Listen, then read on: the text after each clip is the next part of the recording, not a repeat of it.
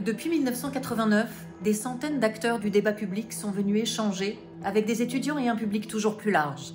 Année après année, tous ceux qui ont participé à la Cité de la Réussite ont modestement essayé d'apporter leur pierre au débat citoyen. Partager des connaissances, s'intéresser, s'étonner, questionner, apprendre et comprendre les autres. Telles sont les valeurs simples que nous avons essayé de promouvoir depuis 3 décennies. Apprivoiser le temps en le retenant pour thème, voilà qui s'est imposé à la Cité. 200 temporalités vont s'entrechoquer pour fusionner en 2 jours intenses de débats portant sur l'éternel fugueur, ponctué d'échanges avec le public. Malgré cette chorégraphie d'idées rythmée par 50 débats, l'expérience humaine laisse penser que ces 2 jours ne dérogeront pas à la règle qui étreint nos vies. Les mots, les questions, les accords, les rebonds, les doutes, les échanges, les désaccords et les rires seront trop vite emportés. Le défi de la désormais plus que trentenaire Cité de la Réussite ne sera pas de retenir le temps, mais d'y créer ce que l'on retient.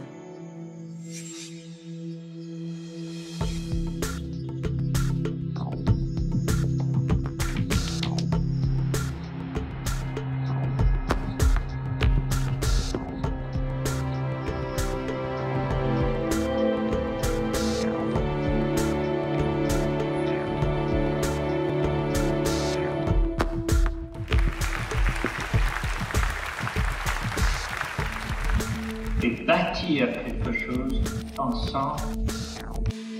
On est engagé parce que vivre, c'est choisir. Ça veut dire prendre des risques. La réussite ou le succès, c'est une succession d'échecs qu'on surmonte, qu'on contourne. Il faut apprendre à apprendre. J'ai un rêve d'élever l'humanité par la danse. Quelle est l'œuvre d'art qui a pu transformer les gens autant que, je ne sais pas quoi, les 35 heures ou la retraite? Si ce n'était plus la solution McDonald's qui triomphait. Manger la même chose, penser la même chose dans tous les domaines, ça c'est le contraire de la cohésion. Cette mondialisation est au contraire une grande source de diversité. Je crois aux intelligences collectives. On fait partie d'une unité qui s'appelle l'humanité. Je pense qu'on manque plutôt de tolérance, souvent. On peut respecter quelqu'un qu'on n'aime pas, on ne peut pas aimer quelqu'un qu'on ne respecte pas. La France doit comprendre qu'elle est multiple et que la différence est une chance. Chacun sait qu'il constitue un maillon et que si ce maillon faiblit, tout s'écroule. La lâcheté générale à l'égard de la responsabilité politique. Mais l'idée, c'est d'installer que les hommes politiques sont complètement déconnectés des réalités. Nous sommes entrés dans un nouveau siècle et déjà, il est en danger.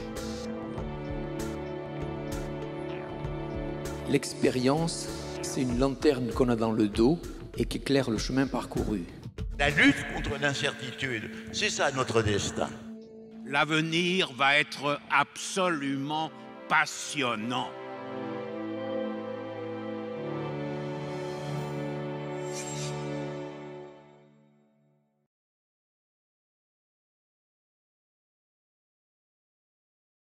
Qu'est-ce que c'est bon, de retrouver la Cité de la Réussite.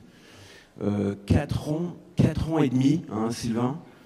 Qu'est-ce que ça fait du bien, mais vous avez un talent pour, faire monter le désir. Vous savez ce que disait Clémenceau, c'est le meilleur moment dans l'amour, c'est quand on monte l'escalier. J'ai un peu le sentiment de monter l'escalier en ce moment, et ça fait un bien fou. Alors, la merveilleuse histoire du temps. On va parler du temps, de prendre le temps. Je vous remercie d'avoir pris le temps d'ailleurs de venir ici. La merveilleuse histoire du temps, c'est infini comme thème. Déjà, ça commence quand? Comment on le compte? Pourquoi on le modélise? Comment on le perçoit? Est-ce que le « en même temps », comme dirait l'autre, existe? Je ne sais pas. Est-ce que vous pensez que ça existe? En tout cas, merci d'être là. Et on va commencer tout de suite parce qu'on a un panel. C'est la Dream Team, j'allais dire la meilleure équipe de tous les temps pour nous parler de ce sujet-là. Et donc, j'appelle sur scène Aurélie Jean, docteur en sciences, entrepreneur in silico veritas, chercheuse. Elle voyage tout le temps, elle est entre les mines Paris Tech à Paris, donc, le MIT, la Silicon Valley. Elle est, comment dire, aussi chroniqueuse, hein, au Point et aux Échos. Il faut le dire, c'est, je dois le dire, et elle va rougir, mais la personne la plus intelligente que je connaisse. Et pardon pour les autres qui vont arriver, mais je suis désolé. Il faut bien dire les choses. J'appelle également Georges Haddad, professeur émérite, président honoraire, Paris Panthéon, Sorbonne. C'est un matheux qui aime la... là, il y a votre nom ici. C'est un matheux qui aime la poésie. Il a roulé sa bosse un peu partout à l'UNESCO. C'est l'universitaire avec un grand U. Je ne sais pas si on peut dire des choses comme ça. En tout cas, bravo et merci d'être là. J'appelle également Thierry Derez, PDG du groupe Covea. Voilà, là-bas. L'assureur qui monte. C'était une surprise, avocat, il était avocat à la Cour d'appel de Paris, avocat et assureur. Il est aussi passionné de philosophe grec et il a été champion de natation universitaire. Et oui, ce qui prouve que il va vite et pas seulement quand il bat des pieds. J'appelle également Étienne Klein.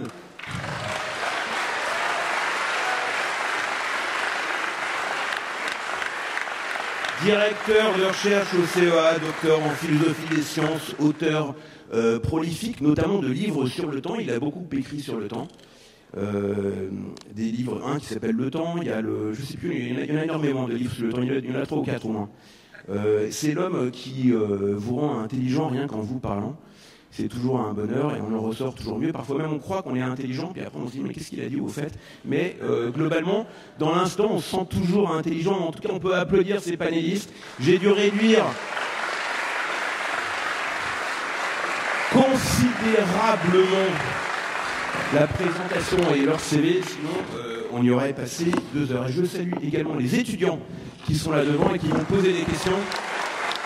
C'est la cité de la réussite, c'est d'abord pour vous et c'est à vous. Alors, je voudrais poser une question. D'abord, je vous remercie pour commencer d'avoir été ponctuel et d'être là à l'heure. J'ai un très bon ami qui s'appelle Jean-Paul Notteven, qui est éditeur et également chroniqueur au Point, qui écrit au Point, et qui a cette formule, il dit les gens qui sont toujours en retard sont narcissiques, ceux qui sont toujours en avance sont paranoïaques, et ceux qui sont pile à l'heure sont des pervers. Je vois que certains se reconnaissent. Alors, question Étienne Klein, narcissique, parano ou pervers? Moi je suis toujours à l'heure, mais quand je suis en avance, je me cache pour faire voir que je suis à l'heure. Pervers. Mais non, pas vraiment, parce que justement je me cache. Mais sinon, quand je fais un cours sur le Big Bang, parfois j'explique que quand on remonte le temps à l'envers, avec les équations d'Einstein, on arrive à une singularité qui correspond à un univers ponctuel. C'est-à-dire qu'il y a le volume d'un point. Et j'ai des étudiants qui pensent que ça veut dire que l'univers est arrivé à l'heure. Et si je vous suis, ça voudrait dire que l'univers est pervers. Mais bon, on ne va pas extrapoler. C'est ce que pensent beaucoup de gens. Vous voyez, dire l'univers est arrivé à l'heure, c'est une jolie phrase, non? C'est magnifique. Ça ne veut rien dire, mais c'est joli. Aurélie Jean. Bah, en fait, en vous écoutant, je viens de réaliser qu'en fait, j'étais une pervers narcissique, donc c'est un peu gênant, puisque ça fait beaucoup d'un coup, ouais, je sais. Puisqu'en fait, je suis naturellement à l'heure, mais je suis parfois intentionnellement en retard, étant introvertie, je veux pas qu'on me remarque, donc j'arrive et je me mets dans la masse, voilà. Bravo pour la perverse narcissique. Georges Haddad. Moi, je suis les 3. Avec le micro. Non, je suis les 3, pervers, narcissique et paranoïaque. Et j'assume. Eh ben voilà. Non, en fait, votre estime des panélistes baisse un peu, j'ai l'impression déjà. Oui. Thierry Derez. Hypochondriaque. Pour un assureur, c'est un peu normal, non? C'est une seconde nature. Alors, j'avais envie de commencer. Étienne Klein, le temps, ça commence quand? vous le physicien? Ça commence au Big Bang, ça commence quand? Ben, j'en ai aucune idée, parce que d'abord le mot temps est un mot qui désigne toutes sortes de choses différentes. Donc ce qui est bien avec le temps, c'est qu'on peut en fait tout en dire. On peut dire que c'est une illusion, on peut dire que c'est une entité physique, on peut dire que c'est un produit culturel, on peut dire que c'est une création de la conscience. On peut absolument tout dire. Mais si on regarde du côté des philosophes, on s'aperçoit qu'il y a deux types de doctrines. En gros, il y a ceux qui disent que le temps dépend de la conscience, et il y a ceux qui disent que le temps ne dépend pas de la conscience. Les philosophies qu'on appelle corrélationnistes et puis les autres. Alors, si vous dites que le temps dépend de la conscience, ça veut dire que le temps n'existe que s'il y a un sujet conscient qui lui donne une réalité. Mais les physiciens ont établi au XXe siècle que l'univers a au moins 13,7 milliards d'années. Et d'autres ont établi que l'humanité consciente n'existe que depuis quelques millions d'années. Ce qui veut dire que l'univers a passé le plus clair de son temps sans nous. Mais si le temps pour exister a besoin d'un sujet conscient, comment a-t-il pu passer avant que le premier sujet conscient apparaisse?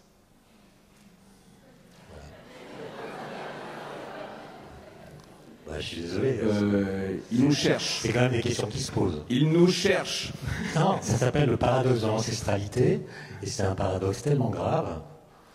Si vous faites dépendre le temps du sujet, vous ne pouvez plus expliquer comment le sujet est apparu dans le temps, que d'aucuns disent que c'est la preuve que le temps est une entité physique, ce qui donne aux physiciens une autorité suprême pour en parler, et disqualifie tous ceux qui ne sont pas physiciens.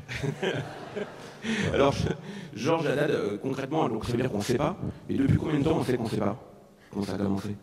Alors, je ne suis pas assez vieux pour vous le dire, mais moi j'ai envie de vous citer une phrase qui est pour moi révélatrice de ce qu'on peut dire sur le temps, quoi qu'on en pense.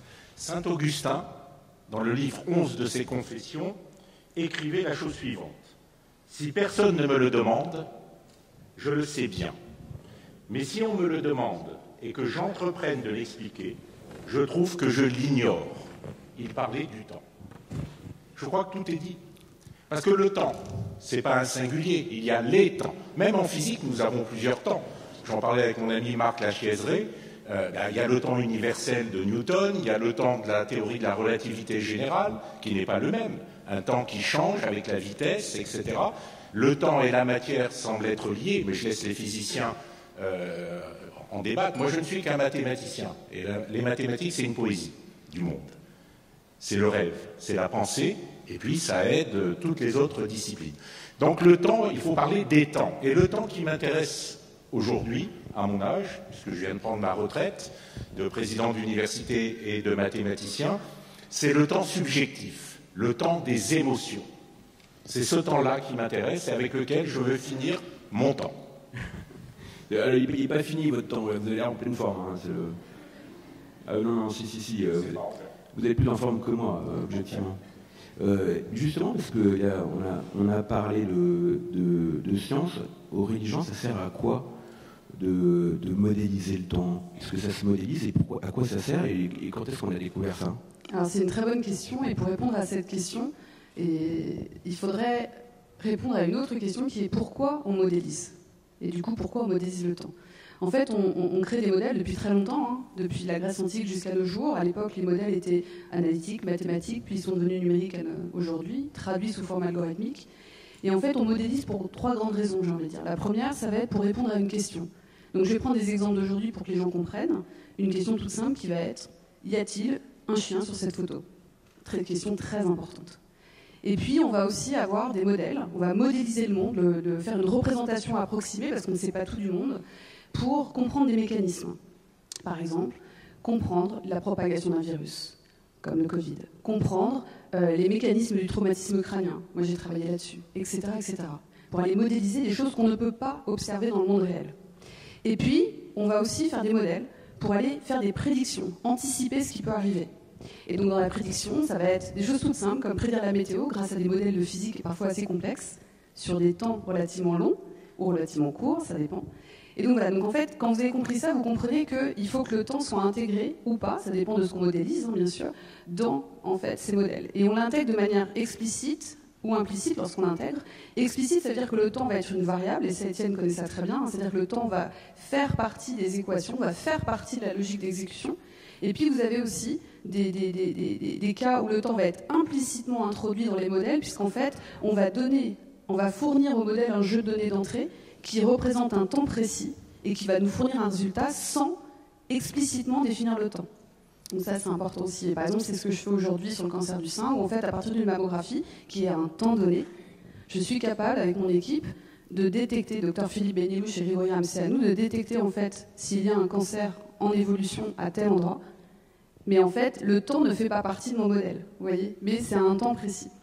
Donc voilà, donc quand on comprend tout ça, on comprend que modéliser le temps permet d'anticiper, de comprendre des mécanismes et de répondre à des questions à un temps donné. Donc la pomme de Newton, elle est dans l'instant. En revanche, le Covid, c'est dans le temps, c'est ça. Voilà, la différence entre un virus et une pomme. Donc par exemple, prenons le cas de Newton et de la pomme qui tombe. Vous connaissez tous ça, hein, c'est ensuite la loi de la gravité. Typiquement, donc vous parliez du temps newtonien, c'est ça, hein, c'est-à-dire que lorsque la pomme tombe, on peut la faire tomber aujourd'hui, on peut la faire tomber dans 10 ans. Grosso modo, si c'est la même pomme, le champ gravitationnel ne change pas, on aura les mêmes effets physiques. Voilà.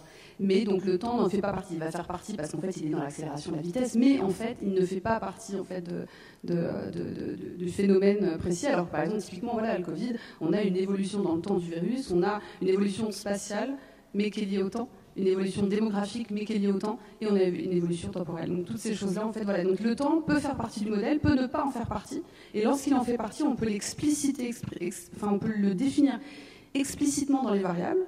Ou alors le définir implicitement parce qu'on fournit au modèle un jeu de données d'entrée qui est à un temps précis. Et alors justement, on va poursuivre sur les modèles du temps, parce que c'est un peu votre métier, Thierry Dorez, de modéliser ce qui va passer dans le temps. Et ça vient d'où ce besoin de s'assurer contre quelque chose qui peut arriver dans l'avenir, de se prémunir contre quelque chose qui peut arriver dans l'avenir? Est-ce que ça fait longtemps qu'on a peur de l'avenir et qu'on veut se prémunir de ce qui peut arriver? Je pense que ça fait assez longtemps. Les quelques millions d'années d'existence de l'espèce humaine que mentionnait Étienne il y a quelques instants me paraissent coïncider avec la peur de l'avenir. On a à peu près tout essayé. Parmi les instruments plus ou moins sophistiqués figure l'astrologie. L'astrologie... Ça marche bien. Hein. Ça marche bien. C'est un concurrent extrêmement sérieux pour l'assurance. Puisque nous ne sommes pas capables de ventiler la population qui aura un sinistre en 12 parties correspondantes aux 12 signes du zodiaque. Et je ne rentre pas dans les décans et les choses comme ça. Bon. Je pense que l'être humain a toujours nourri une inquiétude par rapport à l'avenir, au devenir. C'est lié, je pense, à notre conscience de notre situation de mortel. Puisque Étienne a tiré le débat dans le camp des physiciens, je voudrais le recentrer en évoquant un peu une autre discipline intellectuelle qui, selon Heidegger, n'est pas totalement négligeable, c'est la poésie. Il existait à Troie, dans l'Antiquité, un jeune homme extrêmement beau qui s'appelait Titon. Titon était tellement beau, comme son frère Anchise, qui a eu, dit-on, une histoire avec Vénus, que la déesse de l'aurore, Eos, en est tombée amoureuse. Elle était tellement amoureuse de Titon qu'elle a demandé au maître de tous les dieux, donc peut-être aussi maître du temps, la grâce de l'immortalité pour Titon. Il était ce jour-là dans une bonne disposition incontestablement puisqu'il l'a accordé. Et donc nous voilà avec une déesse amoureuse d'un très beau mortel, devenue immortelle. Mais elle s'aperçoit que ce beau Titon se ride, vieillit, a des cheveux blancs, les perd, etc. Elle s'inquiète. Et elle s'aperçoit qu'elle a demandé l'immortalité, mais pas l'éternelle jeunesse. Et donc, notre pauvre Titon finira, sur une deuxième grâce de Zeus, par être changé en cigale. La cigale qui, si on en croit La Fontaine, est le symbole de l'imprévoyance, d'une part. Qu'est-ce que ça veut dire? Ça veut dire que les dieux sont indifférents au temps. C'est la notion d'Épicure. Épicure disait « les dieux existent, mais compte tenu de leur situation, ils sont totalement indifférents au sort de l'humanité. » Et donc, en n'ayant même pas, semble-t-il, l'idée que, en transformant un mortel en immortel, il puisse continuer à vieillir, on a l'indication de cette faille qui nous sépare de la divinité. Et c'est l'obsession du temps. Est-ce que ça correspond à l'obsession de la mort? Est-ce qu'on a tous peur de ça, qu'on vit dans ce... Pourquoi est-ce qu'on parle de ça? C'est la fuite du temps. On parlait de poésie tout à l'heure. La fuite du temps est un des plus grands thèmes de la poésie. Est-ce que ça correspond à ça? Est-ce que si on s'intéresse au temps, c'est parce que c'est la perspective de la mort? Il me semble que notre finitude est un ressort extrêmement puissant pour notre curiosité, y compris par rapport au temps. Il y a une très jolie phrase de Pascal qui dit « L'âme se jette dans un corps, elle y trouve la dimension et le temps. » C'est une belle définition de la condition humaine. Et c'est lié forcément à cette parenthèse que nous constituons entre deux néants, avant nous, après nous. On ne peut pas rester indifférent, sauf à être très très étourdi à cette question. Et je pense que c'est un véritable ressort à notre questionnement. Qu'est-ce qu'il y avait avant nous? Qu'est-ce qu'il y aura après nous? Indépendamment des questions égoïstes qu'on peut se poser. Combien de temps je suis là? Est-ce que ça va encore durer? Est-ce que ça va durer en bonne santé? Etc. etc. Jean-Jacques, il a envie de réagir. Pour rester dans cette dimension... Avec le micro, en plus. Oui, pardon, j'ai du mal avec les... Pour rester dans cette dimension poétique, je vais citer trois phrases qui aussi sont représentatives de cette question essentielle. La première, elle est due à Rivarol, qui écrivait « Le temps est le rivage de l'esprit. Tout passe devant lui, et nous croyons que c'est lui qui passe. » Là aussi, c'est important. La deuxième phrase, c'est « Le temps n'a point de rive. Il coule et nous passons. » Lamartine. Et enfin, « Le temps s'en va, madame. Hélas, le temps non, mais nous nous en allons. » Et là, c'est Ronsard. Je crois que toute la poésie est là autour du temps. C'est une question essentielle. C'est vrai que la mort est une obsession pour tout être humain. Ceux qui disent « la mort ne me fait pas peur »,« la mort ne m'inquiète pas », à mon avis, mentent ou sont des inconscients. Donc à chaque fois, ce temps de vie qui est le nôtre, ce chemin de vie qui est le nôtre, il est marqué par cet accompagnement de la mort. La mort est un chemin qui accompagne notre vie. Oui, mais est-ce qu'on peut vraiment dire que le temps coule comme un fleuve? Est-ce que c'est vrai, ça, d'un point de vue scientifique? Alors ça... on peut dire ce qu'on veut, en fait. Mais évidemment, c'est une phrase qui n'a en fait aucun sens. Même quand on dit « le temps passe », il n'y a pas de définition du temps, mais on peut toujours en choisir une. Par exemple, on peut dire « le temps est cette chose qui renouvelle l'instant présent ». Donc, on pourrait dire « le temps, en fait, le vrai temps, c'est le moteur d'un renouvellement ». C'est-à-dire le fait qu'il y a toujours un instant présent qui est présent, sans que ce soit jamais le même. Mais comme ce renouvellement ne cesse pas, le temps qui en est le moteur ne passe pas. Puisqu'il y a toujours du temps qui est là à produire ce renouvellement de l'instant. Sur le mythe de Titon, je voulais juste dire une chose. Moi, j'avais une autre lecture du mythe de Titon, qui est qu'en fait, la demande de la déesse était imprécise, incomplète. Elle a mal rédigé son projet.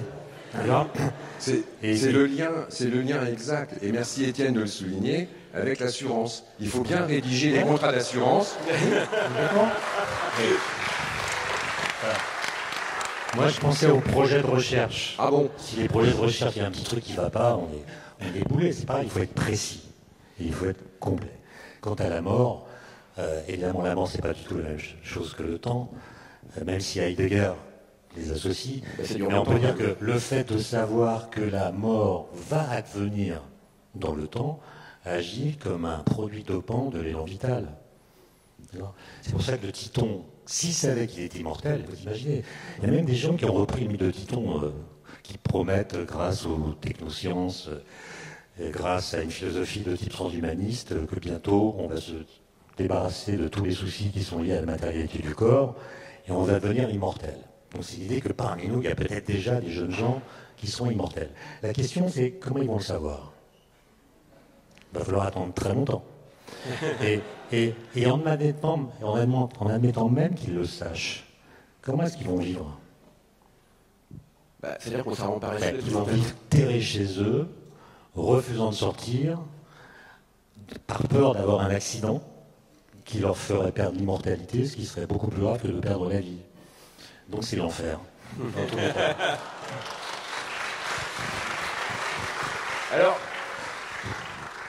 pardon. Ceci étant, avec les progrès de notre société où tout nous est apporté à la maison, le gap, à juste titre souligné par Étienne, entre perdre la vie et perdre l'immortalité, perd un peu de son relief.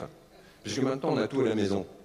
On a la nourriture, on a la culture, puisque ça s'appelle comme ça pour la télévision, on a les livres, on a les vêtements, là, et même maintenant, seuil supplémentaire dans cette direction, le travail. Voilà. Alors justement, là c'est une question... L'éloge du confinement par un assureur. Voilà. C'est la meilleure prévention. J'ai une question pour, un peu personnelle pour Aurélie Jean, qui est c'est la personne la plus intelligente que je connaisse, et surtout d'une hyperactivité qui m'étonne toujours. Mais qu'est-ce qui fait courir aussi vite? Qu'est-ce qui fait qu'on fait autant de choses dans la vie, justement, qu'on sort de ses pantoufles, qu'on sort de chez soi? Alors c'est marrant que vous disiez ça, on se voit. Hein, oui. Ouais, on fait semblant que vous voyez ici, en fait, on est très copains. Mais c'est vrai que souvent on dit « je n'ai pas le temps ».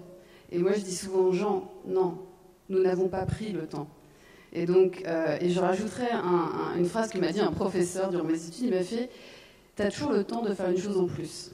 Et il y avait mon directeur de thèse qui disait aussi dans une journée, il y a 24 heures. Je dis, mais bon, il faut dormir quand même. Tout ça pour dire que c'est vrai que moi je fais beaucoup de choses et peut-être l'un de mes rêves cachés, à part d'être super-héros, ça c'est un autre rêve, mais ce serait de pouvoir arrêter le temps. Pourquoi? Parce que là, quand on parlait justement là, on parlait du temps présent, du temps qui nous échappe, du temps qui passe. Le temps présent est peut-être le seul que l'on peut, c'est paradoxal, vivre, contenir, mais en même temps qui nous échappe. Et donc, le fait d'arrêter le temps serait un moyen de retrouver cette harmonie avec son temps présent. Donc c'est impossible, hein, bien évidemment. Impossible. Enfin, je sais si tu as une solution, Étienne, tu me dis, mais moi ça m'intéresse. Mais c'est pas possible. Non, mais je m'inquiète, parce que arrêter le temps, si on définit le temps comme le moteur de renouvellement d'un temps présent, arrêter le temps, c'est arrêter ce renouvellement, c'est la chute en néant. Et oui, non, mais bien sûr. Je dis pas, non, mais de toute façon, c'est pas possible. Mais c'est vrai c'est pas souhaitable. C'est pas souhaitable. Mais c'est vrai que c'est toujours cette idée, je pourrais faire plus de choses, je pourrais profiter, je pourrais apprécier les choses. Donc ça, on revient après à l'épicurisme, hein, cette harmonie avec le temps présent. Et dans ce que vous disiez, Thierry, c'est intéressant parce que tout ce qui fait qu'on a touché soi aussi est aussi le résultat de technologies qui font que le temps nous échappe. Et que donc on doit faire très attention. Je suis pro-technologie, vous le savez, Étienne, mais bien utilisée, bien comprise, bien développée. Et c'est vrai que toutes les choses qu'on utilise au quotidien font que le temps nous échappe encore davantage, dû tout simplement à une échelle de temps d'exécution qui est l'exécution d'ordinateur de la nanoseconde est très différente de la seconde qui est le temps que nous percevons. Et donc ça rend les choses beaucoup plus difficiles, mais pas impossibles. Alors, ça fait réagir Étienne Klein, puis Thierry Dorez. Oui, deux choses. La première, c'est la phrase « je n'ai pas le temps », qui est une sorte de ritournelle, qu'on retrouve très peu, par exemple, dans les romans du XIXe siècle. Il y a très peu de personnages qui disent « je n'ai pas le temps ». C'est une phrase, et d'ailleurs une enquête faite en Belgique l'a montré, qui correspond à un mensonge. C'est-à-dire que quand vous dites « je n'ai pas le temps », vous mentez. Parce que ça veut dire que vous dites à la personne à qui vous dites cette phrase, vous lui dites que vous avez finalement tout à fait le temps de faire autre chose que ce qu'elle vous le demande. D'accord? Donc, en fait, c'est une phrase qui est née du fait qu'aujourd'hui, on a justement le temps de tout faire, on a des choix à faire. Et c'est pour garantir notre liberté de choix que nous disons que nous n'avons pas le temps. Alors qu'au XIXe siècle, je pense aux ouvriers, la question du choix de leur activité, de leur emploi du temps ne se posait pas. D'accord? Donc, je n'ai pas le temps, ça veut dire j'ai tout à fait le temps de faire autre chose que ce qu'on me demande. C'est pareil pour les gens qui disent le temps s'accélère, tout va plus vite, c'est complètement faux. J'ai traversé Paris à pied ce matin, mais ça glande un max. La vitesse des piétons, il n'y a que l'information qui s'accélère, mais le rythme de nos vies diminue. Les voitures vont moins vite qu'avant, il n'y a plus de projet d'avion supersonique. Ça gronde. Et sur l'existence, exister, c'est dans le prolongement de ce qu'a dit Aurélie, exister, c'est pas la même chose que vivre. Non, exister, il y a ex, sortir. Justement, il faut sortir. Et donc, exister, ça consiste à aller se faire voir ailleurs, chacun fait comme il veut, pour vérifier qu'on y existe encore et peut-être même qu'on y existe plus. Thierry Dorez en un mot, parce qu'après il faut qu'on passe au... C'était sur la notion le temps nous échappe. On a commencé en souriant par une question sur la ponctualité. Dire que le temps nous échappe m'a fait penser à la façon dont les Romains, qui ne bénéficiaient pas, Romains d'Antiquité, hein, pas les contemporains, Romains d'Antiquité se donnaient rendez-vous. Ils avaient rendez-vous quand? À telle heure, au lever du soleil, et s'il faisait un temps épouvantable, ils se retrouvaient quand? Donc, le fait que le temps nous échappe, en fait, il nous a toujours échappé. Il nous échappe aujourd'hui différemment. Il nous échappait, je pense, avec un peu plus d'élasticité, de profondeur dans les temps anciens, quand on était beaucoup plus assujetti au rythme de la nature. On a un affranchissement des rythmes de la nature, ce qui nous a tiré vers le temps mesuré, mécanique, celui des horloges. C'est lié aussi à la division du travail, etc. Donc c'est une évolution sociale qui fait qu'on est découplé du temps de la nature, du temps des grands cycles naturels, y compris dans une journée. L'heure romaine était inégale. Il y avait des heures qui duraient plusieurs heures pour nous, et d'autres qui étaient inférieures à une heure pour nous. Comment vous vous fixez rendez-vous? Comment est-ce que vous êtes ponctuel quand Cicéron veut rencontrer Brutus pour comploter contre César? C'est pour ça que Cicéron n'a pas participé au complot. Il était en retard. Narcissique. Et toute dernière question, bravo. Hein. Toute dernière question avant de donner la parole à l'avenir, c'est-à-dire aux étudiants. Et ça, c'est ma petite obsession personnelle, pardon Aurélie, mais je sais que vous avez la réponse à cette question. Peut-on, et Emmanuel Macron se sera transmis, peut-on vraiment être en même temps? En même temps. Alors là, je serais obligée de me tourner vers Étienne et avoir l'expérience de pensée du chat de Schrödinger, parce que je pense que ce serait intéressant d'avoir ce statut d'à moitié. C'est une histoire féline. Voilà, à la fois vivant et mort. Le en même temps, ça dépend du temps dont vous parlez, je pense. C'est-à-dire que si vous parlez du temps newtonien ou du temps de relativité, on n'est pas du tout dans ces... On a justement ce phénomène de superposition, et ça je laisserai Étienne en parler, qui fait qu'on a des situations au même moment, on a des situations physiques au même moment, puisqu'on a une probabilité de positionnement ou de phénomène, de statut d'énergie, et pas à un temps précis, un phénomène figé. Mais je te laisserai, Étienne. On fera ça tout à l'heure. Ok. Alors, c'est parti, les étudiants, c'est à vous la parole. Commencez. Qu'est-ce qui commence parmi vous? C'est vous? Alors, attendez, est-ce qu'on a des micros pour poser la question? Alors, je vais... il est là, il arrive. Place à l'avenir. D'abord, bonjour à tous. Merci d'être là. Merci pour l'organisation de tous ces débats.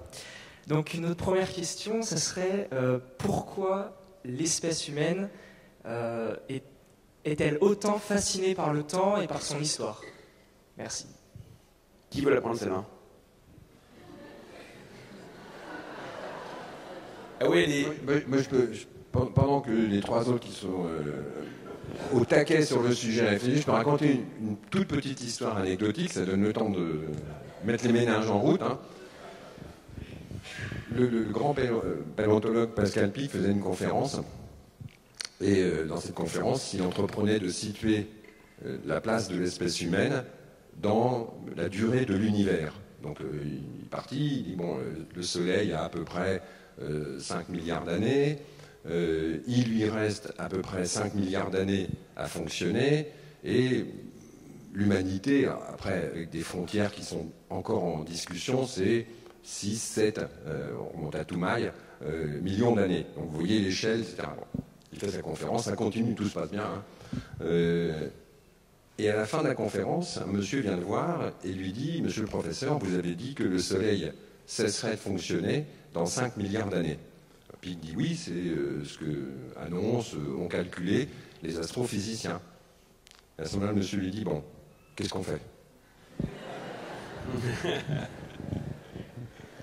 Non, je ne sais pas, de manière très, très simple, hein, je pense que l'espèce humaine est la seule espèce vivante qui a une conscience de son existence et de son avenir. Donc c'est pour ça que le temps fait partie du questionnement de l'humain. Je ne pense pas que les animaux aient la même conscience que nous de notre existence. Donc le temps fait partie de cette conscience. Oui. Je dirais que le temps, il fascine l'espèce humaine parce qu'il est source d'incertitude et que nous n'aimons pas les incertitudes. Alors ça peut nous passionner parce qu'on peut les modéliser, et ça je pense aussi à votre métier parce que vous modélisez le risque, les incertitudes autour du risque. On essaye. Donc vous essayez, voilà. Et donc, et Étienne aussi s'intéresse à l'incertitude pour d'autres raisons. Donc je dirais que le temps fascine parce qu'il est source d'incertitude. On ne sait jamais ce qui se passera demain, on ne sait jamais ce qui se passe dans 2 secondes, on ne connaît pas encore les conséquences de ce qu'on fait aujourd'hui sur demain, après-demain ou dans 10 ans, etc. etc. C'est une incertitude folle. Nous savons tous que nous avons 100% de chance ou de risque de mourir, nous ne savons pas quand. Voilà. Merci beaucoup. Alors, là, on ne connaît pas non plus la prochaine question des étudiants. Ah, il y a les 2 premières. Oui. Ça rejoint aussi la première question. Et on a répondu alors. Oui. Mais est-ce que vous pensez que le temps a une fin, que ce soit le temps physique ou philosophique? Aïe. Peut-être Étienne, tu veux répondre à ça? Elle est sympa, Aurélie. Aurélie est vachement sympa. Le truc est impossible, vas-y. D'abord, je contesterais l'idée que le temps fascine l'espèce humaine. Enfin, c'est pas du tout prouvé. Il y a d'ailleurs pas du tout de façon de traduire le mot temps en chinois, par exemple. Les Chinois n'ont jamais pensé, c'est ce que dit François Julien, un concept de temps qui soit un fil homogène auprès duquel on puisse rapporter la suite des événements. Donc, l'idée du temps n'est pas du tout une idée obligatoire. Et donc, il faut remettre en cause le postulat qui était dans votre question. Et les physiciens se sont intéressés vraiment au temps, en tant que lui-même, au XVIIe siècle, avec Galilée, qui a écrit la première loi physique dépendant du temps. Il a montré, à partir d'une expérience de pensée, pensant des observations, il a pensé le vide comme un milieu de pensée. Et il a eu l'intuition géniale que dans le vide, les lois du mouvement seraient beaucoup plus simples, au point qu'on pourrait les mathématiser. Et donc il a dit, les corps tombent à une vitesse qui est proportionnelle à la durée de la chute. Et cette vitesse est la même pour tous les corps, quelle que soit leur masse. Donc un corps qui tombe depuis 3 secondes va 3 fois plus vite qu'un corps qui tombe 1 seconde. Cette vitesse est la même pour une enclume et pour une plume. C'est une loi absurde. Personne n'a vu ça. Personne n'a vu une enclume tomber à la vitesse d'une plume. Et ça, c'est la première loi physique. Et là, c'est une loi qui contredit l'observation. Et c'est à partir de ce moment-là que le temps a fasciné. C'est quand on a compris que faire de la physique, c'est expliquer le réel par l'impossible. Et expliquer ce qu'on voit, des corps qui tombent à des vitesses différentes si leurs masses sont différentes, on explique ce qu'on voit grâce à une loi physique qui dit le contraire de ce qu'on voit. Et là, ça devient intéressant. Et enfin, la question c'était, est-ce qu'il y a une fin du temps? Mais oui bien, on ne peut pas parler de ces questions-là en l'air. Donc si vous prenez la cosmologie contemporaine, qui nous dit que l'univers est en expansion, et quand on parle de l'univers, quand on dit l'univers est une histoire, par exemple, il y a beaucoup de livres de cosmologie qui disent il a fallu attendre le XXe siècle pour comprendre que l'univers est une histoire. Mais ça, c'est une blague. C'est une blague. Toutes les cosmogonies racontent une histoire de l'univers. Je ne connais pas de cosmogonie qui disent les gars, il ne s'est jamais rien passé. Donc, toutes les songeries ancestrales dont parlait Bachelard, les cosmogonies, où qu'elles aient germé, racontent une histoire de l'univers.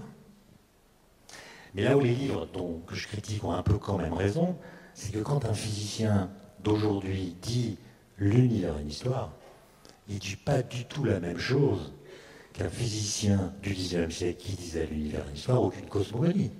Ce qui a changé, c'est la façon de comprendre la gravitation.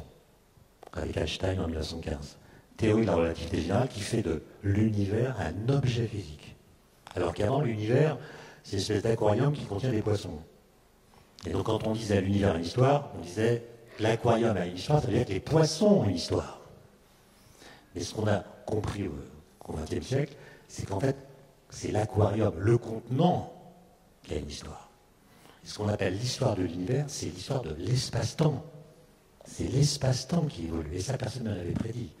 Et donc, pour un physicien, le mot univers veut dire espace-temps. Et donc, d'après ce qu'on pense aujourd'hui, si les équations d'Einstein sont justes, cette expansion s'accélère sous l'effet de ce qu'on appelle l'énergie noire, dont la nature est inconnue. Et si cette énergie noire existe vraiment, l'expansion va continuer de s'accélérer, la matière va se condenser en trous noirs qui vont s'évaporer, il va rester un espace-temps à peu près plat, sans courbure, avec des photons infrarouges. Voilà, c'est ça l'avenir. Les photos infrarouges. On veut voir les photos. Thierry Derez, la fin des temps. Un avenir aussi radieux, rayonnant. Rayonnant, l'infrarouge, c'est très chaud. Voilà, que nous décrit Étienne. Moi, je voulais intervenir par rapport à la question posée sur le temps a-t-il une fin. Je pense qu'il faut intégrer aussi dans nos réflexions la réponse religieuse qui a été faite, qui a constitué une grande rupture dans la pensée humaine. Même si les spécialistes ne sont pas d'accord, il est globalement considéré que la plupart des systèmes de l'Antiquité étaient des systèmes cycliques.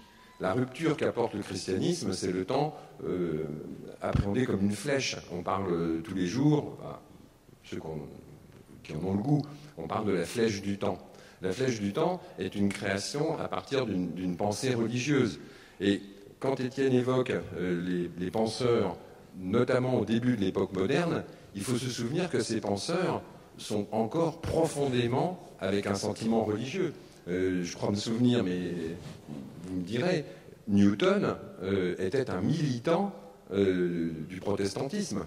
Il était un immense scientifique, on lui doit énormément de choses, mais il y avait aussi ce versant de sa personnalité qu'il était un militant religieux du protestantisme. Bon. Donc, à la question « le temps a-t-il une fin ?», il y a eu beaucoup de réponses, y compris des réponses philosophiques assez disparates, et aussi une grande réponse religieuse qui, aujourd'hui, a quand même conditionné notre rapport au temps.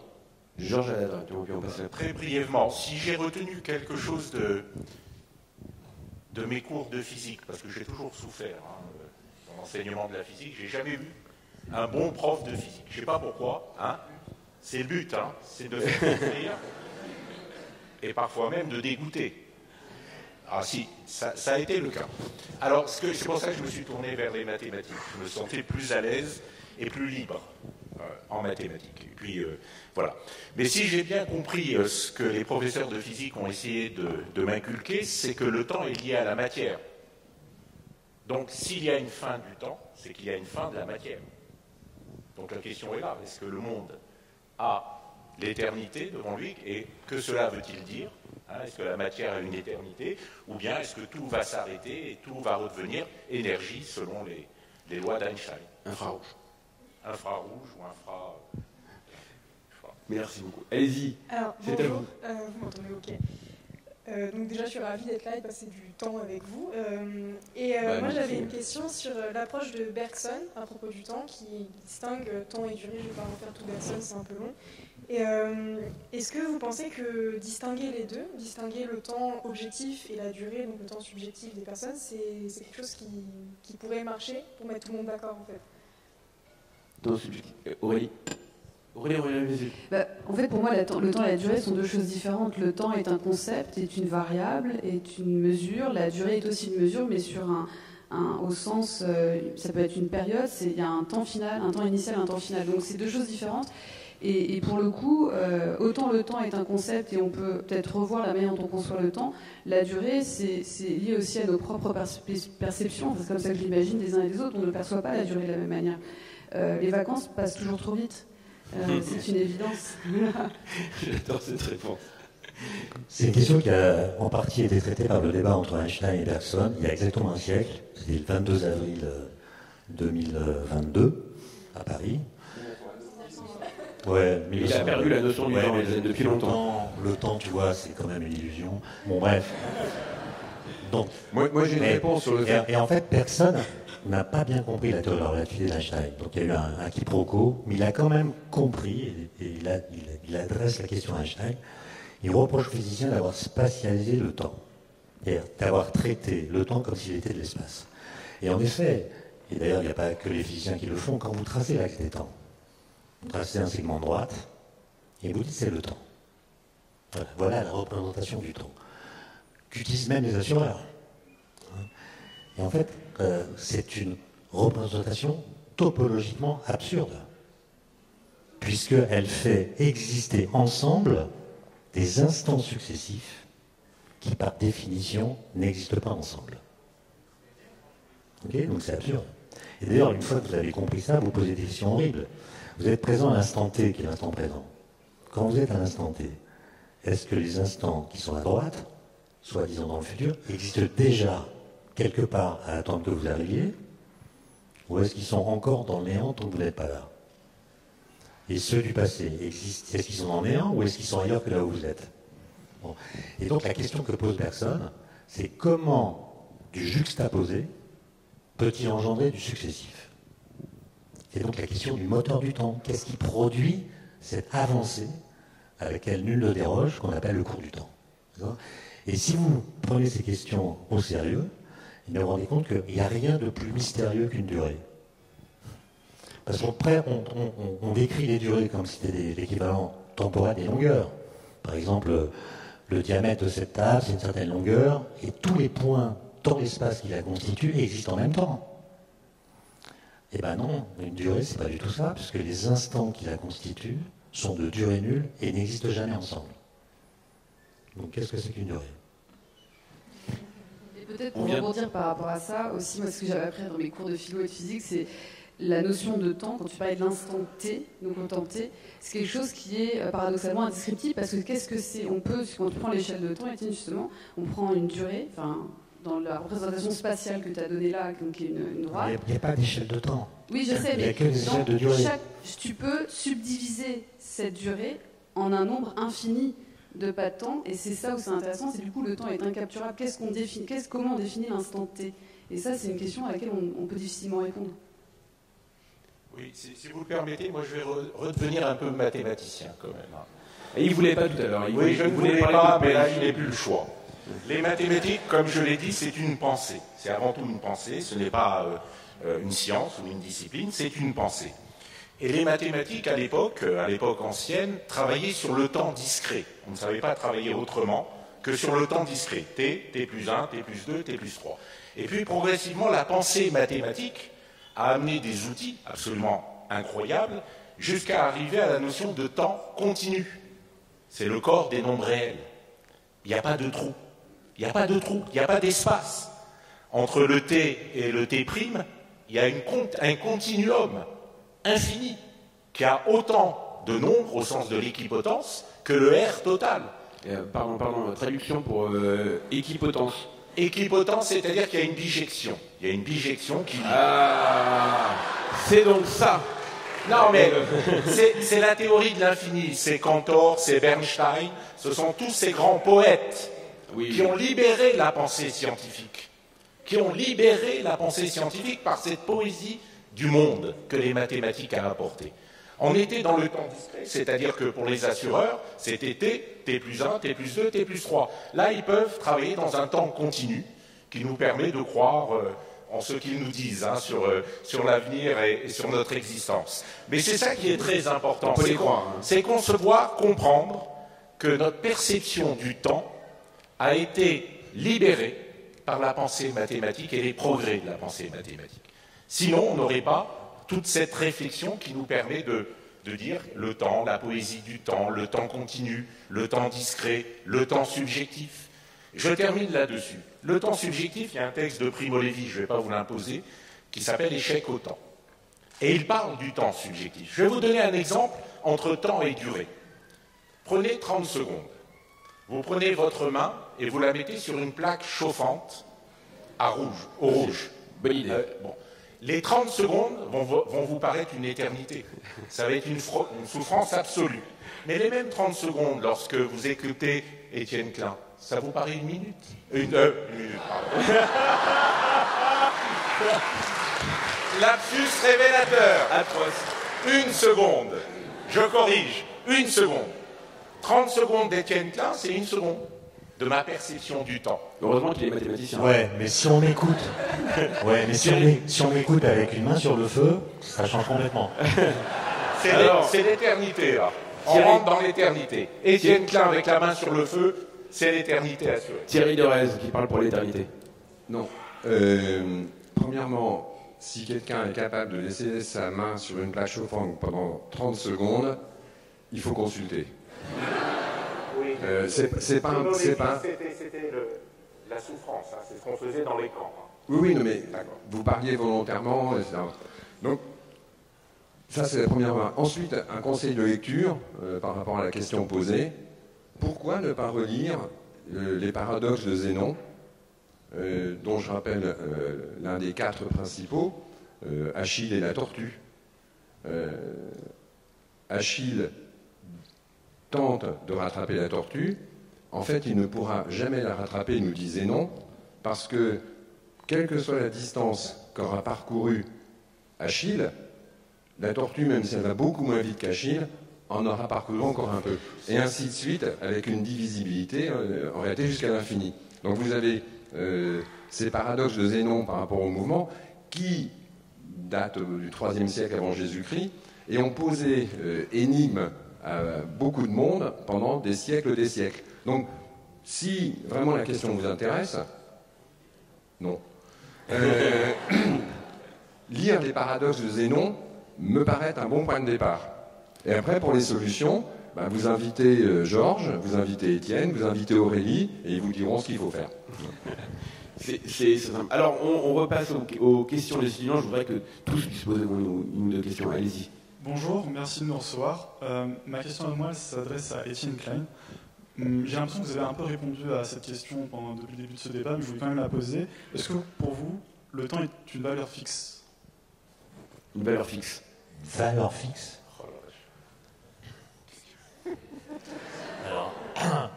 Alors, écoutez, il y a plusieurs façons de comprendre la question. Est-ce qu'on a toujours pensé le temps de la même façon? La réponse est non. Est-ce que c'est une valeur fixe dans les discours? Oui. C'est-à-dire que, par exemple, si vous lisez le livre 11 des Confessions, dont parlait notre ami tout à l'heure, il y a un chapitre qui s'appelle Le temps, et il a été retraduit d'ailleurs récemment en français, vous le lisez, et vous avez l'impression, c'est un texte récent, si vous ne connaissez pas la date, 4e siècle après Jésus-Christ, à laquelle il a été écrit. C'est-à-dire que nous parlons du temps, aujourd'hui, exactement comme saint Augustin en parlait. C'est bizarre, non? Ça pose problème. Puisque entre saint Augustin et nous, il y a eu Galilée, Newton, Boltzmann, Einstein, Dirac, qui tous ont complètement changé notre façon de comprendre le temps, sa relation à l'espace et à la matière. Donc si nous tenions compte de ce que nous savons dans notre façon de parler, on ne pourrait même plus comprendre ce que disait saint Augustin. Ça veut dire que le langage humain charrie avec lui des a priori clandestins, d'accord, qui déterminent notre façon de dire, évidemment, et qui déterminent aussi notre façon de penser.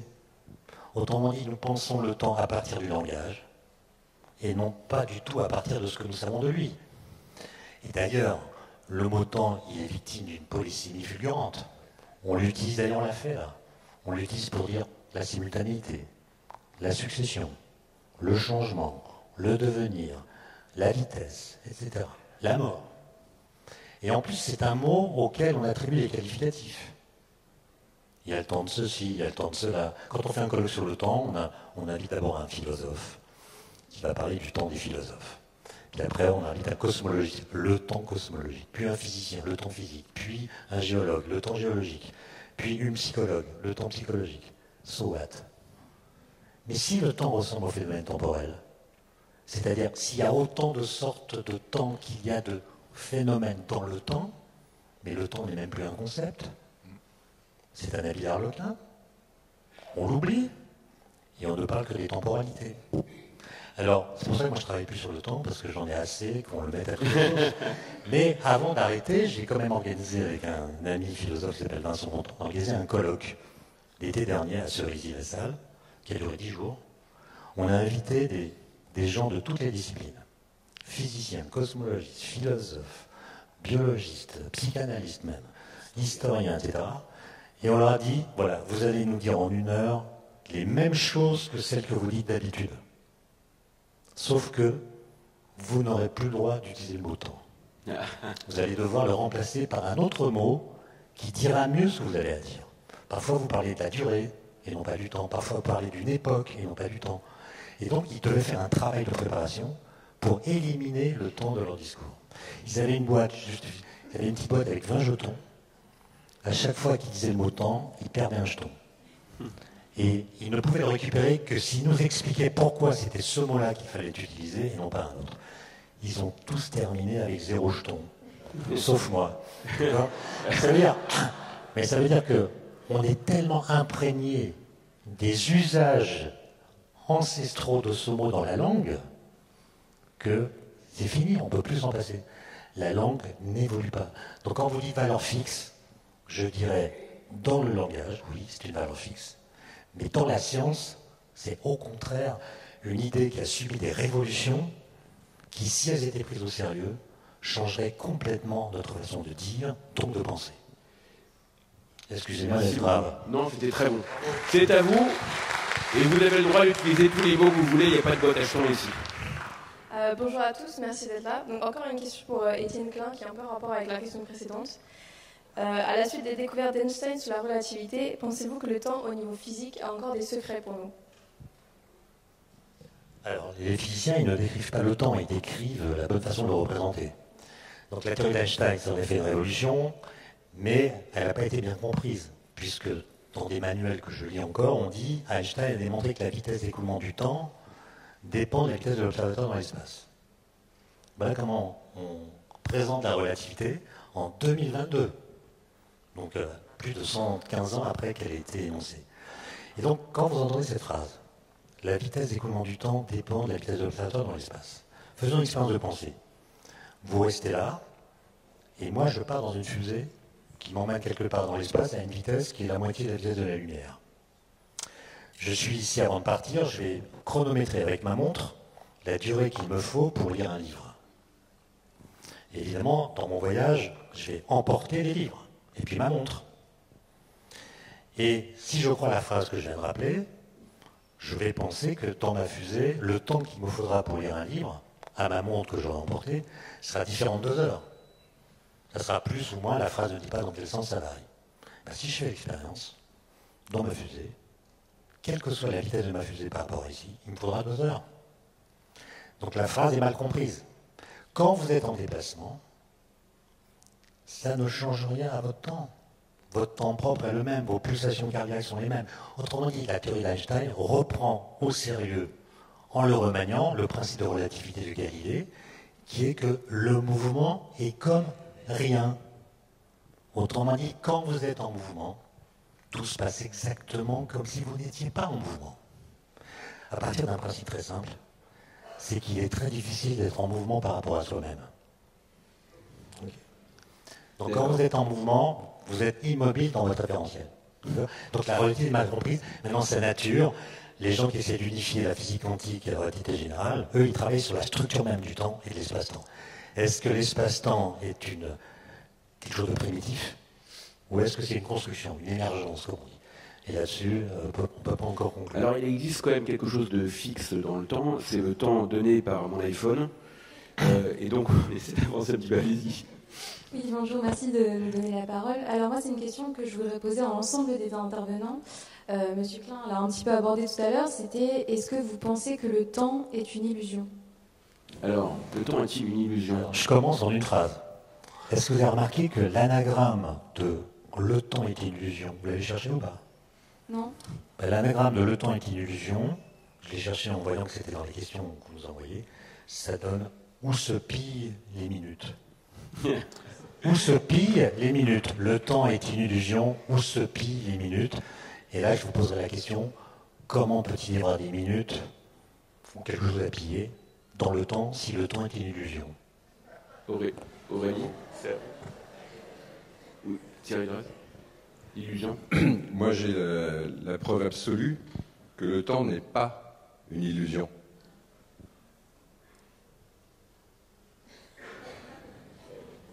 Il y a 30 ans, quand nous avons commencé la Cité de la Réussite, je n'en avais pas. C'est une illusion d'optique. Et... Ouais, je vais permettre juste une petite relance, Aurélie, sur la question des machines. Le temps virtuel et le temps des machines est-il un vrai temps? Est-ce qu'il y a une conscience du temps des machines? Vu de la machine, qu'est-ce que c'est le temps? Ce qu'on appelle les machines, c'est des ordinateurs, des algorithmes, des choses comme ça. Le temps n'est pas. Alors, le temps n'est pas virtuel, le temps existe. Il y a un temps d'exécution de ces outils. C'est d'ailleurs pour ça, c'est comme ça qu'on mesure la performance des modèles, de savoir s'ils sont justes, à savoir s'ils donnent une réponse correcte, parfois à une erreur près, et aussi s'ils vont vite, parce que dans les modèles qu'on crée, il faut qu'on aille vite. Plein de raisons que je pourrais évoquer. Maintenant, il y a le temps virtuel qui est le temps qui est intrinsèque au modèle, c'est-à-dire dans le modèle lui-même qui est une variable. Donc là, on parle de temps virtuel, mais en fait, c'est pour représenter, c'est un modèle du temps réel. Et quelle est votre question par rapport aux machines, vous disiez? Le temps vu des machines, c'est comment? Voilà, les machines n'ont pas de conscience déjà, n'ont pas de conscience du temps, n'ont pas de vraiment... je pense qu'il faut sortir de ce prisme dystopique qui est génial dans la sci-fi, mais qui n'est pas dans notre civilisation et notre monde à nous. Cela étant dit, lorsque vous intégrez le temps dans un modèle, que le temps devient une variable, donc, ce modèle va faire évoluer ce temps virtuellement pour représenter un phénomène de la réalité qui existe vraiment. Et donc c'est en cela où il faut toujours aussi avoir un esprit critique par rapport à comment le temps évolue, comment la réponse temporelle, l'évolution temporelle va justement être décrite dans ce modèle, puisqu'en fonction des circonstances d'utilisation de ce modèle, on va avoir des réponses très différentes et parfois des réponses incohérentes. Donc donc tout ce qui ressort d'un modèle n'est pas propre d'une conscience quelconque de ce modèle, c'est juste la manière dont le modèle va exécuter en fait cette variable du temps en fonction de sa logique intrinsèque qui a été définie par un humain comme vous et moi, ou qui a été définie par un entraînement, si on parle des algorithmes, parce que c'est ça que je fais, d'un entraînement en fait sur un jeu de données qui sont les scénarios sur lesquels l'algorithme doit répondre à une question. Donc le temps virtuel, comment dire, c'est pas une illusion, c'est juste qu'il a été défini avant. Exactement, voilà. Georges, rapidement. Oui, très brièvement, pour l'illusion du temps, moi je l'ai vécu personnellement, cette illusion. J'ai eu la chance et le bonheur de pratiquer les arts martiaux. Et j'ai eu un grand maître, un maître du kendo, du kyudo, de toutes les arts qu'on appelle martiaux en France, mais qui sont des arts qui relèvent de l'esthétisme. C'est vrai que ça vient des modèles guerriers, des samouraïs, etc., mais c'est devenu un art, l'art du Budo. Et vous savez, lorsque vous pratiquez avec ces maîtres, et j'ai eu un maître absolument extraordinaire, vous avez une illusion du temps qui est différente suivant que vous êtes spectateur ou que vous êtes dans le mouvement.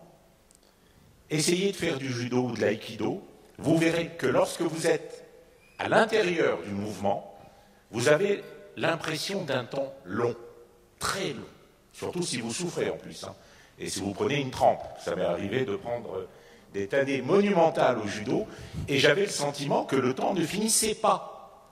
Par contre, si vous êtes à l'extérieur, et que vous regardez toute cette beauté, cette harmonie, cette rotondité du mouvement, etc., vous avez le sentiment d'un temps court, harmonieux. C'est une illusion. Le temps est une illusion. Faites des arts martiaux, vous allez le découvrir. Alors, je ne sais pas si vous faites des arts martiaux, mais en tout cas, c'est à vous. Alors, je ne fais pas d'arts martiaux, mais bon, je pourrais essayer. Donc déjà, bonjour à tous et merci d'être là avec nous. Donc, c'est vrai qu'on a parlé du fait que le temps était peut-être une illusion, enfin, en tout cas, on s'est posé la question. Moi, je voulais revenir à quelque chose d'un peu plus tangible. Est-ce que vous pensez aujourd'hui que le temps est devenu une marchandise, qu'on l'a rendu concret et à votre avis, comment ça s'est fait au fur et à mesure de l'histoire du temps? Merci. Peut-être juste, et après je laisserai peut-être les autres discuter, mais cette notion de temps, elle est très bien décrite dans pas mal de livres sur la productivité, la révolution industrielle, et cette envie de produire plus en un temps le plus court possible. C'est la notion de productivité et qui a continué jusqu'à aujourd'hui, puisque, comme je l'ai dit tout à l'heure, on va évaluer la pertinence des modèles que je crée, par exemple, en fonction de l'exactitude de la réponse, mais aussi en fonction de la vitesse. Parce que lorsqu'on va travailler sur une donnée, sur un jeu de données, on veut s'assurer d'avoir une réponse rapidement et ne pas attendre un mois avant d'avoir une réponse, parce qu'on veut agir en conséquence par rapport à cette réponse. Après, il y a des choses beaucoup plus... il y a des opportunités, il y a aussi des menaces par rapport à tout ça, comme dans cette recherche de productivité à tout prix, sans prendre autour d'autres paramètres qui peuvent du coup remettre en question cette recherche de productivité absolue. Et je laisserai peut-être les autres en parler. Thierry. Que le temps devienne une marchandise est le fruit d'une longue évolution et d'un long combat entre une grande force spirituelle, l'Église catholique, et les milieux d'affaires. Pendant des siècles et des siècles, le temps était réputé n'appartenir qu'à Dieu.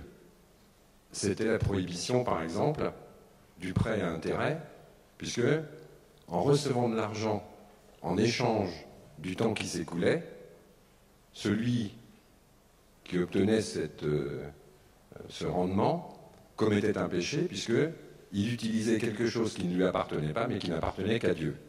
Il a fallu des siècles d'évolution de la société, et le vecteur qui a permis ce basculement, faire que le temps puisse commencer à devenir une valeur appropriable par les individus, c'est le travail. Le contournement s'est fait par le travail. Dieu restait l'unique maître et propriétaire du temps, mais le travail fourni, par exemple pour les commerçants, parce que c'est pour les commerçants que la question s'est posée avec le plus d'acuité, ceux qui fabriquaient quelque chose, quand c'est un objet matériel, l'artisan, etc., le débat a été beaucoup plus rapidement tranché. Mais pour ceux qui avaient des prestations immatérielles, les négociants, les banquiers, les assureurs, la question s'est posée avec beaucoup plus de densité. Et c'est uniquement par le vecteur du travail que, tout doucement, la possibilité a été admise. On a considéré que finalement, se renseigner pour savoir quelle était la condition de la mer, se renseigner pour savoir si tel pilote était compétent, se renseigner pour savoir si les navires étaient correctement entretenus, etc. On s'est dit, finalement, ils ont quand même travaillé, ce travail-là mérite rémunération. Donc la rémunération glisse vers le travail pour ensuite revenir à le temps. Cette époque-là est terminée, évidemment. Aujourd'hui, il n'est pas besoin de justifier d'un véritable travail pour que le temps produise des intérêts. Donc le temps c'est de l'argent, c'est vrai, c'est faux alors? Comment? Le temps c'est de l'argent, c'est vrai ou c'est faux? Non mais c'est vrai. Sur les temps, c'est vrai. D'accord. Pas mal. Pas mal du tout. C'est à vous. Allez-y. Donc bonjour, merci beaucoup encore une fois d'être ici avec nous. Moi, ma question va plus particulièrement vers M. Georges Haddad, et je m'adresse à vous en tant qu'ancien président de cette université, de Panthéon-Sorbonne. Vous avez été ainsi une personne qui a gardé les clés de cette institution pluricentenaire.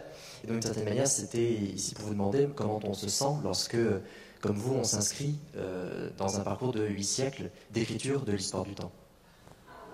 Ah oui. Rien que ça. On se sent très vieux, hein, ça c'est clair. Hein. On se sent très vieux. Du haut de cet amphithéâtre, 8 siècles vous contemple, Georges Haddad. Absolument, 8 siècles. Vous savez d'où vient le mot Sorbonne? Non, Robert de Sorbonne, c'est pas Léon. Hein. Son frère. C'est le frère, oui, c'est le frère aîné. C'est Robert de Sorbonne qui, à la demande du roi Louis IX, Saint-Louis pour les intimes, a créé le Collège royal de Paris. Ce collège royal est dans le temps devenu une université pour rejoindre Bologne, qui est la plus vieille université d'Europe, et d'autres universités. Et puis, des gens se sont posé la question, quel petit nom pourrait-on donner à cette université de Paris pour la caractériser? Et c'est Victor Hugo qui a découvert la raison pour laquelle nous nous appelons la Sorbonne. Bien sûr, c'est en référence à Robert de Sorbonne, mais c'est surtout et avant tout, et je le dis d'autorité, puisque lorsque je remets la médaille de la Sorbonne, sur le rebord de la médaille apparaît cette formule latine, Sorbona. Ça veut dire la bonne chance, la bonne opportunité. Donc ils ont fait le lien, je ne sais pas qui, à cette époque, entre Robert de Sorbonne et Sorbona, qui veut dire bonne chance. Donc quand vous avez l'honneur et le bonheur de servir cette université, et une université, quelle qu'elle soit, vous avez le devoir de comprendre à quel point l'éducation est une chance absolue. Est une chance absolue. Vous êtes serviteur de cette chance offerte aux jeunes et aux moins jeunes, l'éducation tout au long de la vie. Alors, j'ai eu 2 temps de président. J'ai eu le temps jeune, du jeune président, et j'ai accueilli, quelques jours après mon élection, 3 jeunes étudiants, dont Sylvain Kern, mené par Sylvain Kern. Ouais, il est toujours jeune. Hein. Il est jeune. Ah oui, ça, il m'impressionne. Et ils sont venus me proposer la Cité de la Réussite. Ils l'avaient proposé à la rectrice de l'époque, Hélène Arveller, et au jeune président qui était là. Et je leur ai dit tout de suite, bien sûr, on vous ouvre la Sorbonne, c'est-à-dire la Sorbona, la bonne opportunité. Donc là, c'était le temps joyeux du président jeune. J'ai connu un autre temps que je viens de terminer, c'est celui du président vieux. C'est plus le même temps. Aujourd'hui, les présidents d'université sont devenus des managers, des gestionnaires. À l'époque, ils étaient les primus inter pares pour valoriser les projets, les personnes, l'innovation. Aujourd'hui, nous gérons, un peu comme on gère un contrat d'assurance, dans le temps, avec une rentabilité. On est là pour rentabiliser le temps, les moyens, et je trouve que le métier de président d'université, la mission de président d'université, a mal évolué dans le temps, du moins en France. Alors, dernière question d'étudiant, et puis après on va passer aux questions du public, allez-y. Pour moi, ce serait une question pour M. Georges Haddad encore.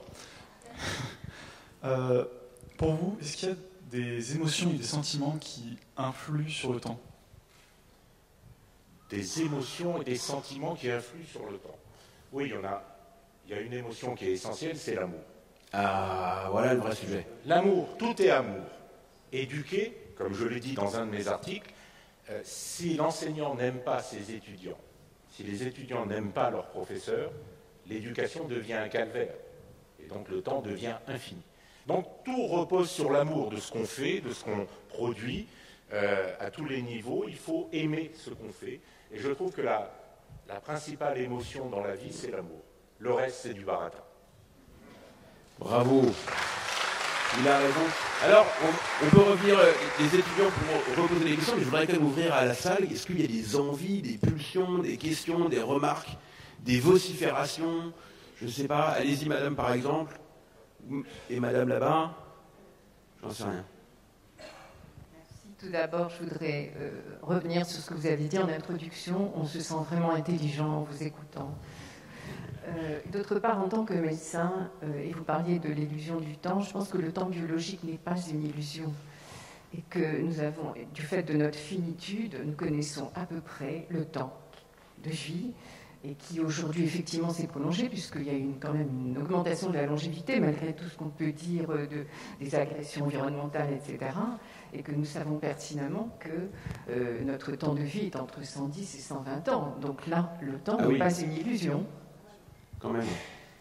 Alors, l'immortalité, alors, on ne peut pas s'assurer contre ça. Hein. L'assurance vie, c'est la... Non, mais je reprends. C'est sans doute l'allongement de l'espérance de vie, la plus grande conquête de notre génération et des générations qui nous ont instantanément précédés. On a eu des conditions inouïes pour y parvenir. Je pense que la première de ces conditions pour y parvenir, c'est l'absence de guerre. Quand vous regardez l'histoire de notre pays, des séquences qui durent maintenant depuis 80 ans pratiquement, sans qu'il y ait eu de guerre sur le territoire, c'est extrêmement rare. Je m'étais amusé à faire le calcul à rebours. Pour trouver une période de 80 ans de paix sur le territoire de la France métropolitaine d'aujourd'hui, il faut remonter jusqu'aux Antonins, c'est-à-dire 18 siècles. Ça fait 18 siècles qu'il n'y a pas eu de période aussi longue pendant laquelle notre petit morceau de planète est resté sans invasion, sans etc. Et c'est reparti. Et c'est, je crois, cet accroissement de la longévité, c'est le phénomène majeur. Et c'est aussi à la source de toute une série de questionnements que nous avons. On va arriver très bientôt à une augmentation considérable du nombre de décès en France. Là, c'est l'assureur qui repart, hein, donc ne m'en veuillez pas. Mais on va voir arriver à la fin de leur période de vie tous les enfants du baby-boom. Et donc, aujourd'hui, on est à peu près à 550 000 décès par an en France. On va, d'ici une dizaine d'années, on va plutôt atteindre un niveau moyen de 800 000 décès. Ça va aussi poser la question du vieillissement. On va avoir tous ces sujets-là devant nous, qui sont quand même des grandes questions de société. Et ça a été, encore une fois, je pense que l'allongement de la vie. Il reste un endroit sur lequel on a des vrais progrès à faire. Là, je parle de la France. C'est l'espérance de vie en bonne santé. Nous sommes en 3e position en Europe pour l'espérance de vie totale. Mais nous ne sommes que 9e pour l'espérance de vie en bonne santé. Si on doit faire un effort avec je dirais, une rétribution convenable de cet effort, c'est là qu'il faut le faire. Alors une autre grande question, probablement, c'est à vous. Oui, je rebondis justement, puisque vous parliez de la mort. À ce moment-là, la mort, c'est un arrêt du temps ou un temps mort? Question de basket. Temps mort. Non, moi je pense de manière très prosaïque que la mort, c'est pas une fin en soi, puisque tout ce que nous avons en molécules, en énergie, etc., va se transmettre d'une autre façon.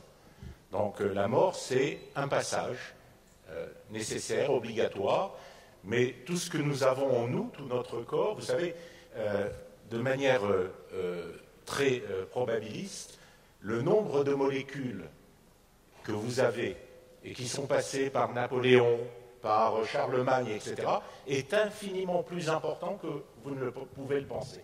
Donc il y a une sorte de continuité, mais pas sous la même forme. Donc il faut accepter que nous sommes éternels, entre guillemets, tant qu'il y aura de la matière, donc du temps, mais que nous passons à d'autres formes, et il faut l'accepter. Vous savez, la sagesse des hindouistes et des bouddhistes mérite d'être prise en compte. Hein. Vous avez mentionné le catholicisme, le judaïsme, l'islam, mais n'oublions pas des religions qui nous apportent une sagesse infiniment importante. Aux religions. Ouais, vous choisissez Napoléon, vous auriez pu prendre les vers de terre. Hein. Les vers de terre. Aurait plus. Aux religions. Merci. Peut-être par rapport à la mort, même si le temps s'arrête pour celui qui part, le temps continue pour ceux qui restent. Et je rajouterais à cela que lorsque tu parlais d'amour, Georges, je parle aussi de manque. Et lorsqu'on parle du temps, on parle souvent du temps présent et du futur, et on ne pense pas assez au passé. Et lorsque vous avez perdu quelqu'un, le temps s'est arrêté pour lui, le temps continue pour vous, et ce temps qui avance vous éloigne chaque jour davantage de cette personne, avec la peur, en tout cas ça me concerne, moi j'ai une peur, pas de la mort, mais la peur de l'oubli de ceux qui sont partis. Donc ce temps aussi s'exprime ainsi, je pense. Il faut que je réagisse. C'est magnifique. Aurélie, c'est essentiel. Quand j'étais enfant, je n'ai pas connu mon grand-père paternel qui est mort très jeune. Et je demandais à ma grand-mère, dans la langue qui était la sienne, c'était le judéo-arabe, et je lui disais, mais parle-moi de mon grand-père. Elle m'a parlé de mon grand-père et j'ai pleuré. J'ai pleuré. Il était mort 30 ans avant, je ne l'ai pas connu. Et ma grand-mère a eu cette phrase très sage pour dire, tu te rends compte, Joseph, parce que je porte son nom, eh bien, est mort il y a plus de 30 ans, et un enfant le pleure aujourd'hui. C'est ça qui est important. Elle a tout dit, là aussi. C'est absolument magnifique.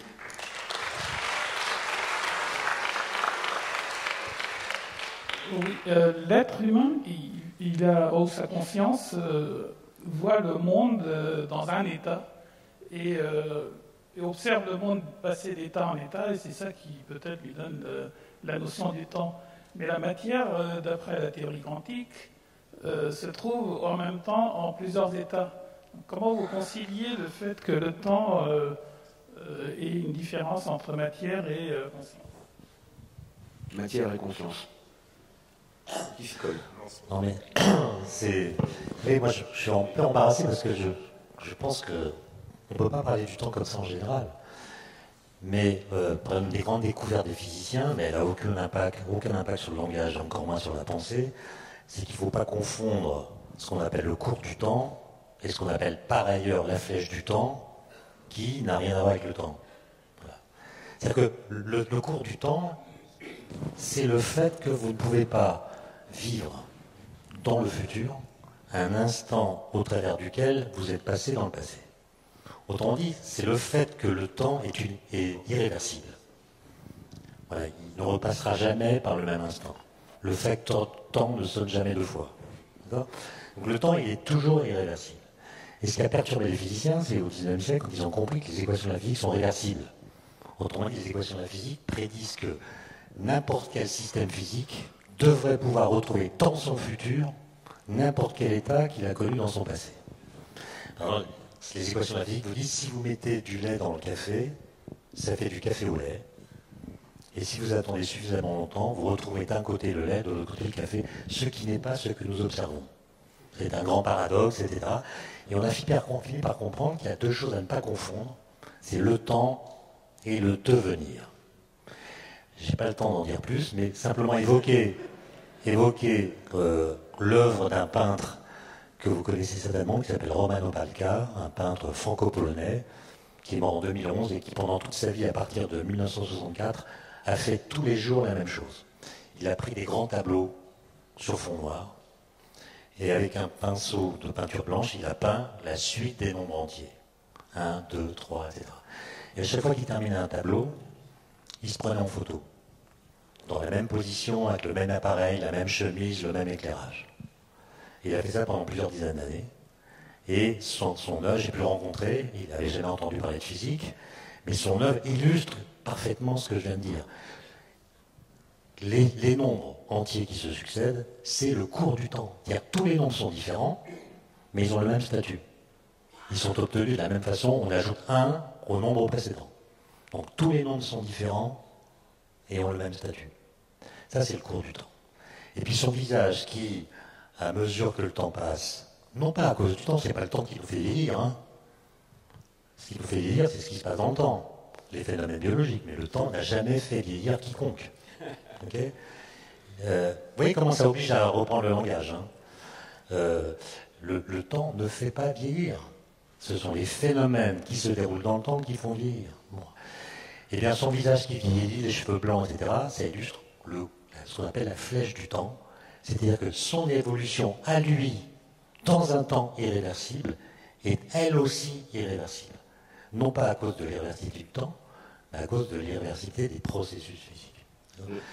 Les atomes radioactifs, par exemple, sont des atomes qui ne vieillissent pas et qui sont mortels. Si vous prenez un atome de carbone 14 radioactif qui est apparu il y a 1 minute, vous le mettez à côté d'un atome radioactif de carbone 14 qui est apparu il y a 1 milliard d'années, donc il y en a un qui est plus âgé que l'autre. Mais la probabilité qu'ils désintègrent l'un et l'autre dans la minute qui suit est la même pour les deux. Alors, d'accord, autrement dit, le vieillissement qui est l'augmentation de la probabilité de mourir dans l'année qui vient, définition officielle, le vieillissement n'existe pas pour les atomes radioactifs, de même qu'il n'existe pas pour les hommes entre 23 et 39 ans. En une seconde. Parce que la probabilité qu'un homme de 23 ans de mourir dans l'année qui vient est la même que pour un homme de 39 ans. C'est une excellente Très brièvement, voilà le professeur de physique que j'aurais dû avoir et que j'aurais rêvé d'avoir. Madame, merci Étienne. Je terminerai par une remarque. Les femmes vivent plus longtemps que les hommes, surtout les veuves. Pierre Dac. Oui, bonjour, Sophie Fischmann. J'ai une question pour Étienne Klein.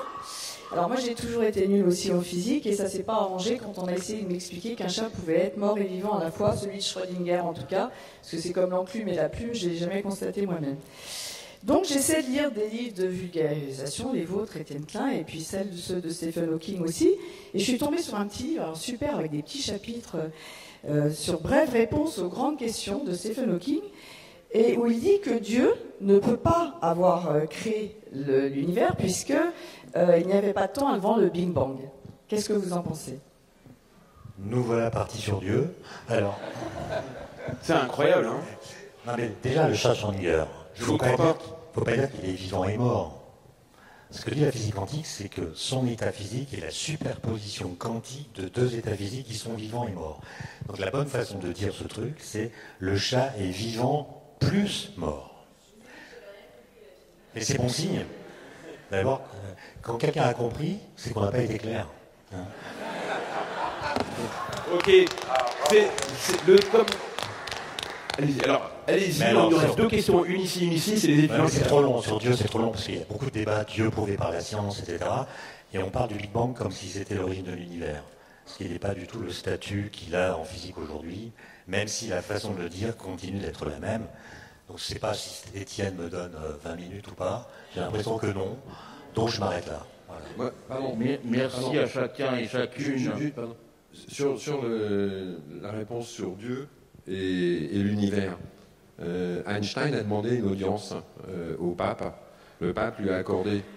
Et on ne sait pas trop ce qu'ils se sont racontés tous les deux. Hein. Mais en sortant, on a simplement entendu le pape qui disait à Einstein, on est bien d'accord. Du Big Bang jusqu'à aujourd'hui, c'est vous. Avant le Big Bang, c'est nous. Mais attends, c'est une discussion qui a été notée, donc c'est pas des gens, entre Stephen Hawking et Jean-Paul II en 1992 à l'Académie du Vatican. Mais moi, je ne voulais pas donner de nom. Bah, t'as donné Einstein. Parce qu'on anonymise les données. Encore là.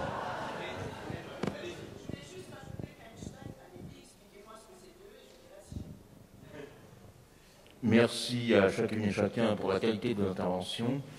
On constate que la société d'aujourd'hui, c'est la société des loisirs. Et est-ce qu'on ne peut pas en conclure que par rapport au temps qui file et qu'on ne peut pas rattraper, la société des loisirs, c'est plutôt la société du temps choisi, et qu'effectivement, l'être humain a la possibilité d'essayer de maîtriser le temps par rapport à ce temps choisi des loisirs, et par rapport à ce temps qu'il mesure à travers des instruments comme les horloges. Je vous remercie. Merci beaucoup. Alors, le temps des loisirs. Oui. Je ne sais pas si l'être humain peut choisir le temps, le maîtriser. En tout cas, il peut choisir ce qu'il en fait, ce qu'il va faire pendant ce temps. C'est la réponse que je donnerais. Puisque le temps est une notion intrinsèque, même si c'est encore un concept, il faut quand même le dire.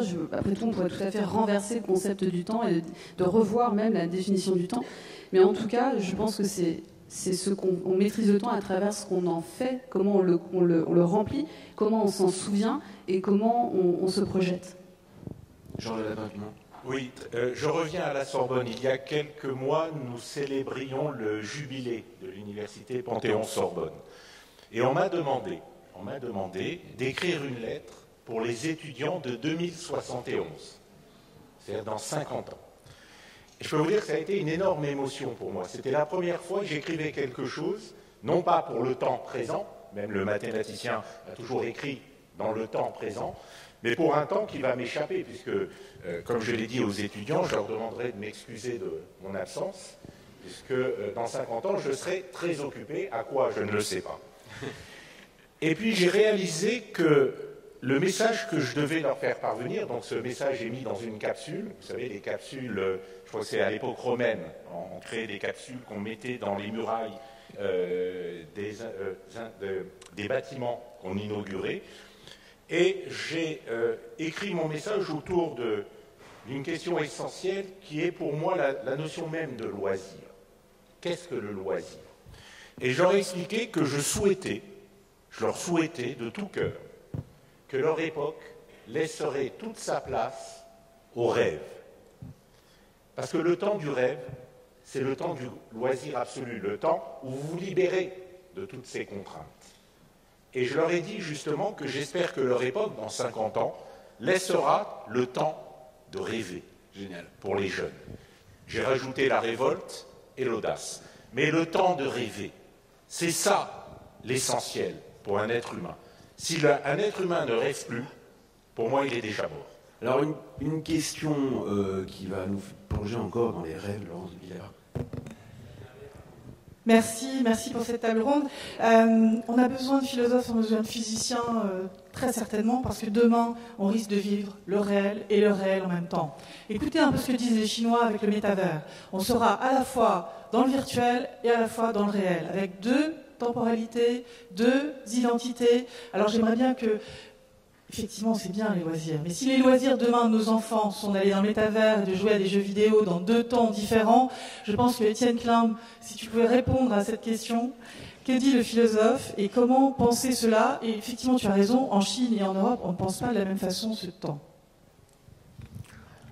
Non, et en effet, la situation que vous décrivez, c'est pas du tout celle du Schlesinger, c'est pas du en même temps, c'est 2 réalités différentes qui superposent et qui mettent en jeu des temporalités différentes qui vont induire une forme de schizophrénie. Mais moi, j'ai pas l'impression qu'il soit nécessaire d'attendre le métaverse pour parler de ce sujet, puisque déjà aujourd'hui, chacun se met en scène dans le monde numérique, présent par l'autopromotion, comme si on avait une réalité autre que la sienne, qu'on manipule à volonté, en donnant à l'extérieur une image de soi complètement artificielle, en tout cas qu'on a complètement soi-même déterminée, sans qu'elle corresponde à la réalité. Donc on n'a pas besoin du métaverse dont on nous parle aujourd'hui pour penser que cette volonté de schizophrénie, finalement, est déjà en acte aujourd'hui. Maintenant, sur le dialogue entre les physiciens et les philosophes, vous voyez, moi, je me suis intéressé au temps pour une raison simple. Quand j'étais en terminale, le professeur de philosophie nous parlait du temps. Heidegger, Merleau-Ponty, Bergson. Ouais, à l'époque, on parlait tout ça en terminale. Hein. Et j'avais remarqué que notre professeur de physique parlait du temps, mathématisé par le paramètre T. Et moi, naïvement, je me posais la question, mais est-ce que notre professeur de physique parle de la même chose que le professeur de philosophie? En fait, je n'entendais pas les mêmes choses. Donc la question, c'est est-ce qu'il parle de la même chose? Si la réponse est non, mais pourquoi c'est le même mot? Et si la réponse est oui, ils parlent de la même chose, pourquoi est-ce qu'ils en disent des choses différentes? Et donc tout mon travail, moi, ça a été de voir qu'est-ce que la physique nous dit qui pourrait changer la façon philosophique de penser et de dire le temps. Travail passionnant, mais évidemment complètement vain, sans aucun intérêt ni utilité, puisqu'à l'agrégation de philosophie l'an dernier, concours ouvert, question, sujet, le temps, ouvrage à lire, Aristote, Saint-Augustin, Kant, Merleau-Ponty, Bergson, Heidegger, Husserl. Einstein, non. Galilée, non. Hawking, non. Voilà. Donc on recycle. Voilà, on recycle. Alors, et du coup, on peut tout dire. Et d'ailleurs, on l'a bien démontré pendant cette table ronde. Alors, je ne sais pas si le temps existe, mais en tout cas, il y a quelque chose qui est certain, c'est l'heure du déjeuner. Donc à vous, la dernière question. Oui, alors nous, on aimerait revenir sur une dernière question qu'on aimerait vous poser, Aurélie Jean. C'était toujours sur la question de l'univers numérique. Et c'est un peu moins dans le futur que tout ce qui est question de métaverse, etc. Mais on est vraiment dans un avènement de l'ère numérique, on utilise le numérique pour tout. Et selon vous, comment cette utilisation du numérique a modifié notre perception du temps? Alors, c'est un phénomène qui a toujours existé à travers les évolutions sociétales, quand on s'est mis à travailler avec une rémunération en retour, quand on s'est mis à se déplacer, etc., quand on s'est mis à communiquer, à imprimer des documents. Enfin, le temps, en tout cas notre perception du temps a évolué. Je dirais aujourd'hui, il y a 2 points, et d'ailleurs j'avais écrit d'ailleurs un numéro spécial du Point sur ce sujet, sur la perte de l'épicurisme. C'est qu'il y a 2 choses que les outils numériques, donc moi je parle d'algorithmes, en fait, ce sont les mécanismes sous-jacents de fonctionnement en fait, de ces technologies.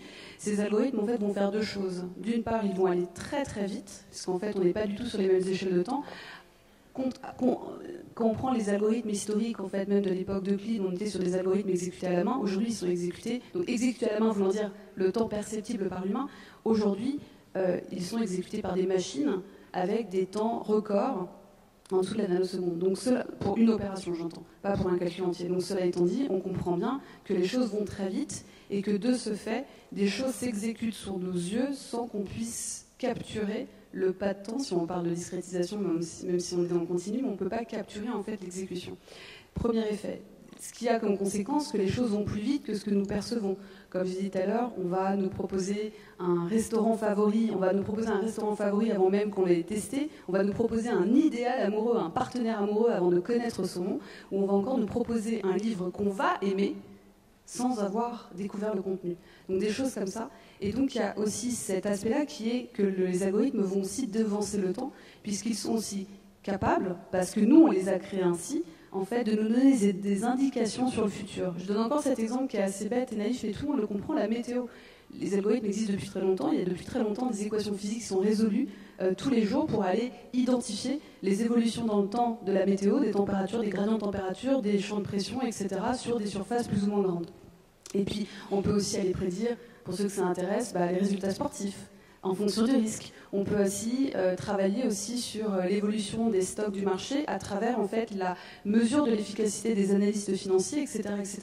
Donc les algorithmes en fait ont une influence double sur le temps, c'est qu'ils vont très très vite, ils ont une exécution qui est rapide sur une échelle de temps plus petite que notre temps perceptible à nous, et puis ils vont pouvoir nous permettre d'aller voir, entre guillemets, anticiper des phénomènes du futur, mais il n'y a pas de prédiction magique, hein. C'est parce qu'en fait on arrive à comprendre le passé, on comprend explicitement le mécanisme, le phénomène qu'on souhaite modéliser, qu'on va être capable d'identifier des évolutions dans le temps. Dernier mot, chacun un seul mot pour répondre. Qu'est-ce que le bon temps pour vous? Le bon temps? Celui que nous passons ensemble. Oh. Jean Lalade. Je vais aller à peu près dans le même sens, c'est celui que nous partageons. Voilà. Oui. Moi, je dirais c'est celui dont on se souvient. Étienne? Je sais pas. Moi, pas son dernier. Non, mais moi, je pense que c'est tout le temps, en fait. Oh, c'est magnifique. Notamment maintenant, mais après, ça sera bien aussi. Les vacances qui se profilent. Voilà. Non, c'est tout le temps. Moi, je pense qu'il n'y a pas de... C'est impossible de perdre son temps, en fait. En tout cas, merci. Un grand merci pour ce bon temps passé avec vous. Bravo. Bravo, bravo, bravo.